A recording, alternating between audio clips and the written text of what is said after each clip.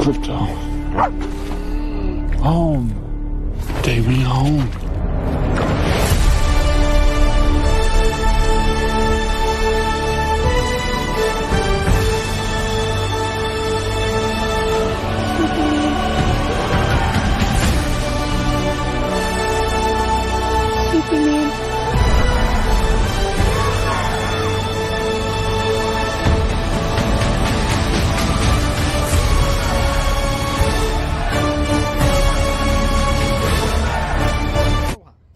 Trinidad the Islandman, your Islandman, coming to you live once again, bringing you the best movie reviews from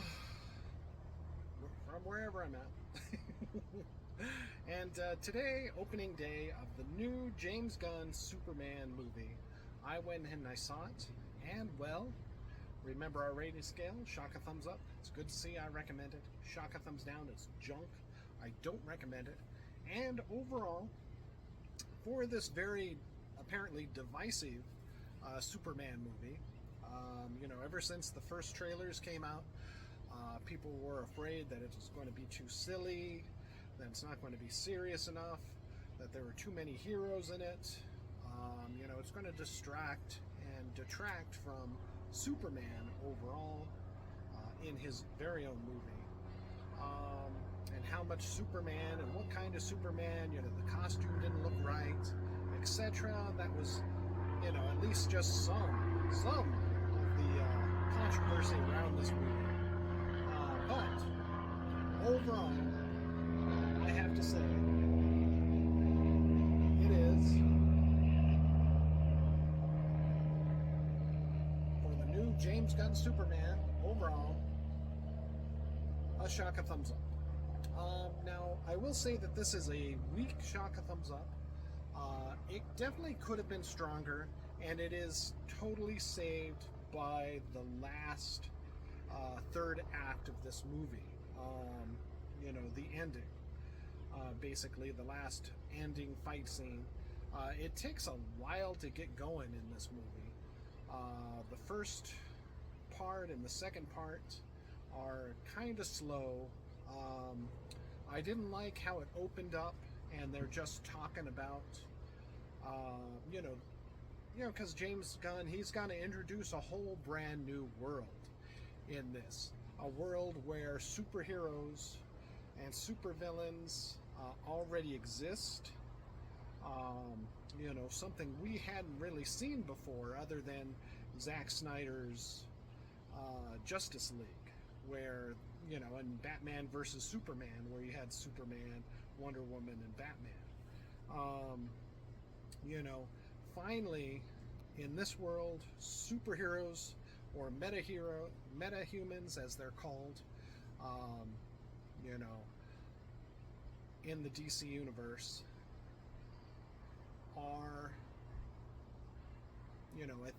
are just everyday, basically. And basically for, a number of years, for generations, metahumans, people with powers, aliens, the Green Lantern Corps, as we know that Guy Gardner, that version of the Green Lantern, is in this movie, Mr. Terrific, the super intelligent guy, and even Hawkgirl, who herself is an alien. Well, you know what, I'm not, in some of the history of Hawkgirl, she is an alien. In some of the history of Hawkgirl, she is of Egyptian descent, and then reincarnated human. So it's not really established if she is human or alien in this movie. I'm going to assume probably the human part, but I don't know. I guess I've opened up a can of worms with that one. But again, overall, Shaka Thumbs Up, a weak Shaka Thumbs Up for James Gunn's Superman. This is a weaker version of Superman, and I gotta say, he does play a much depowered version of Superman, probably the weakest Superman we've seen on the screen. This Superman, as you'd seen from the trailers, where he's injured and Crypto has to save him and carry him back to the Fortress of Solitude to get that sunlight healing boost for Superman to go back into the fray. You know, I have to say, overall, this very much reminded me of the, you know, Greg Berlantti Arrowverse version of the CW TV shows, most commonly Supergirl, The Flash, and Arrow. Arrow because we've seen Mr. Terrific, and pretty much the costume is exactly the same. Very comic accurate, very Arrow accurate from what we had seen before. He is a little tougher and a little gruffer, playing, you know, a darker version from what we've seen of Mr. Terrific in the past, even in comics or the Arrowverse, where, you know, in the Arrowverse he was a little bit more happy-go-lucky. In this, he's a little bit more jaded, apparently, or at least more you know, streetwise than what he was shown on television's Arrow. As far as Hawk Girl, she's a little, you know, we don't really get too much of Hawk Girl, you know, but she has the mace, she has the wings. Not 100% sure if she's an alien or the Egyptian reincarnation that we had seen also on Arrow, you know, or if she's an alien Thanagarian, as in the comics at times. But the comics have gone both ways with her. And Guy Gardner is Guy Gardner, and gosh, what's his name? You know, the guy from The Rookie. You know, he's, you know, he does a pretty good job of being the jerk of Guy Gardner that we had seen always from the comics, but ultimately with a heart of gold. Maybe a little tarnished, but still mainly a heart of gold. Apparently, you know, this is the Justice Gang, although we do see the Hall of Justice, so eventually they could turn into the Justice League eventually once Batman comes in, you know, into this version of the DC movies anyhow, and I think he'll fit right in, very much so, in that kind of DC Justice League International kind of feel of the 80s and early 90s comic book. As is stated, basically the main villain of this movie is, of course, Lex Luther, who is directly up against Superman, bringing in his own version of Superman, this Ultraman we've seen, this masked figure, and then also this character called the Engineer, which I think might be from the comics. I'm not 100% sure. I hadn't seen her before, but basically she uses nanotechnology, can shape her body into various machines, etc. Basically can make her hand into a laser gun and fire things, very much like what we had seen from Cyborg in a way, you know, of previous Justice League iterations, etc. Very kind of T-1000 in a way, is more of you know, what she can do, basically designed by Lex Luthor, given her powers by Lex Luthor. And right away we see, you know, it starts off with that first preview trailer of Crypto rescuing Superman as he is beaten in a fight. We see the main conflict of this being Superman going out beyond just rescuing and saving people, but actually interfering in international affairs, stopping a war, another country trying to invade a smaller country,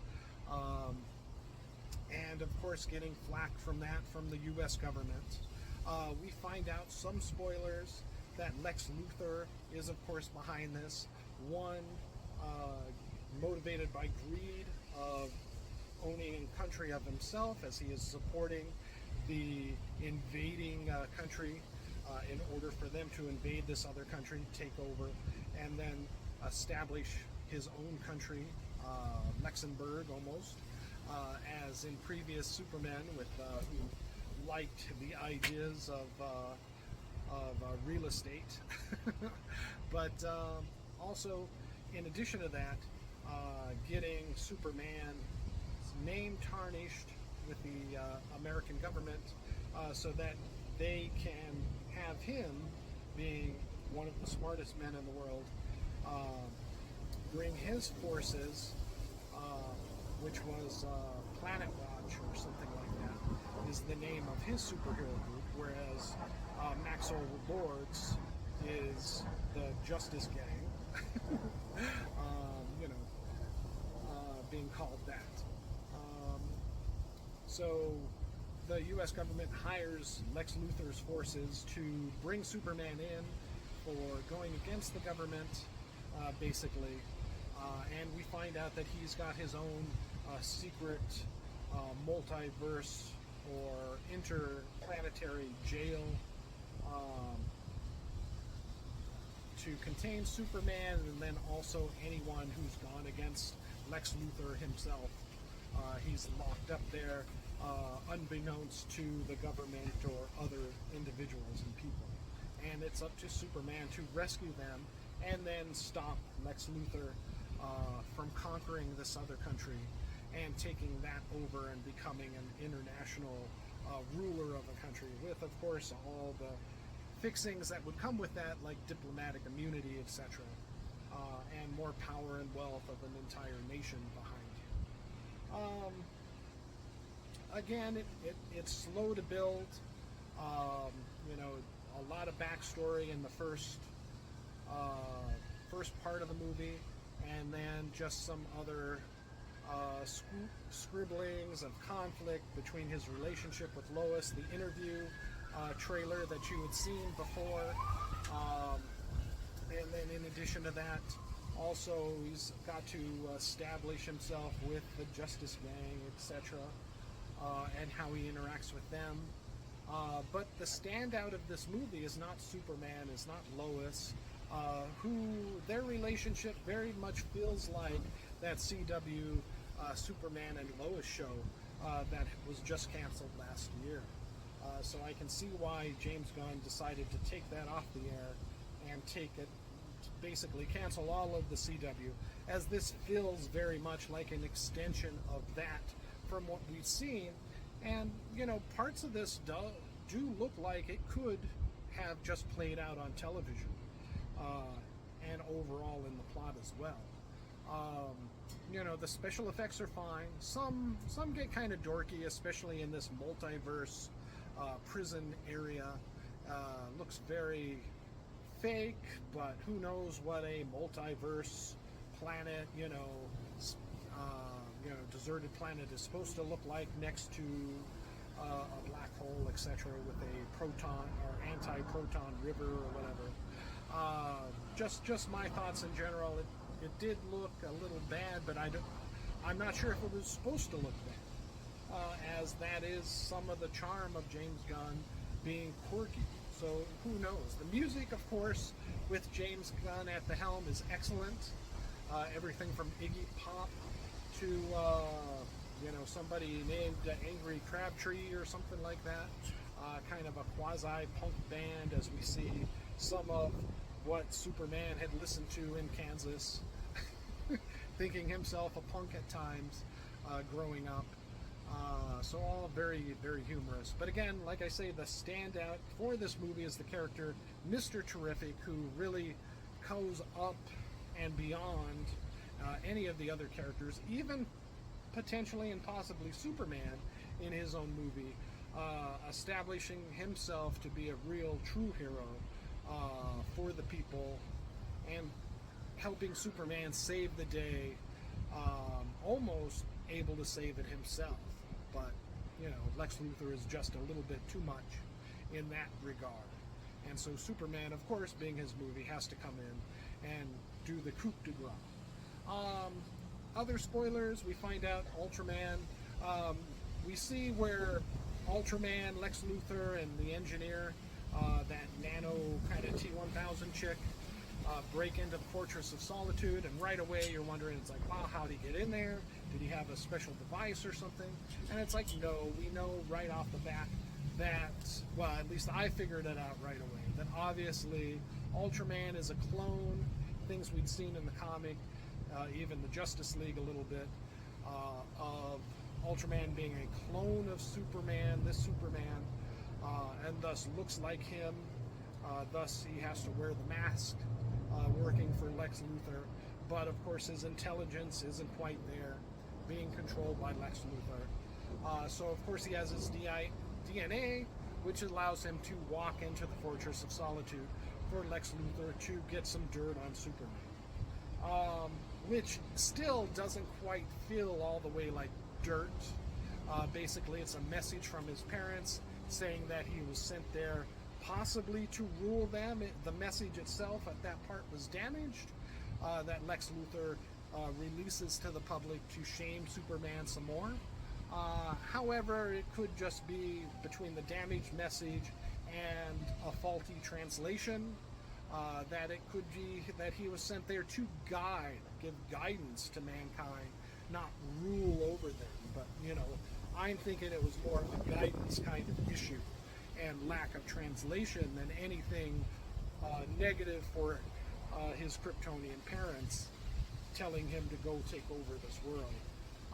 Which, you know, even that kind of mind messes with Superman and gets him to turn himself in to the authorities, and thus ultimately Lex Luthor getting him in jail in this alternate reality prison that he's developed to contain Superman. The other heroes work in fine. I think he integrates them well.